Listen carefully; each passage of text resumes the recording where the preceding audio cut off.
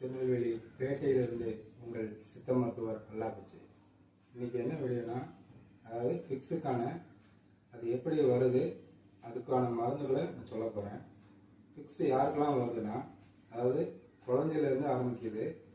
ஒரு வயசு குழந்தையிலேருந்து ஆரம்பித்து பெரியவங்க வரைக்கும் ஃபிக்ஸ் வருது. ஆனால் அந்த குழந்தைகளுக்கு தான் அதிகமாக வருது. எப்படி வருதுன்னா, அதாவது ஒரு வயசுலேருந்து 5 வயசு வரையும் வருது. அவங்க ரெகுலராக மெடிசன் எடுக்கிறாங்க. அது எதனால் உருவாகுது அது பார்த்தீங்கன்னா, அதாவது தலையில் உள்ள நரம்புகளில், மூளையில் உள்ள நரம்புகளில் தான் பாதிப்பு ஏற்படுது. அவங்கள ஈஸியாக நம்ம கண்டுபிடிக்கலாம்.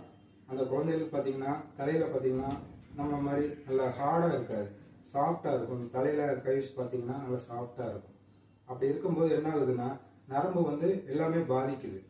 இதுக்கு அவங்களுக்கு அடிக்கடி ஒரு நாளைக்கு 3 ட்ரிப்பு 4 ட்ரிப்பு இது மாதிரி ஃபிக்ஸ் வந்துச்சுன்னா, மேற்கொண்டு அவங்களோட உடல்நிலை ரொம்ப பலகீனமாக போகுது. அதுக்கு நல்ல உணவு கொடுக்கணும். அந்த உணவு சத்துள்ள ஆகாரமாக கொடுத்தீங்கன்னா அந்த நரம்பு மண்டலங்கள் நல்ல சீராகும், ரத்த ஓட்டம் நல்ல சீராகும்.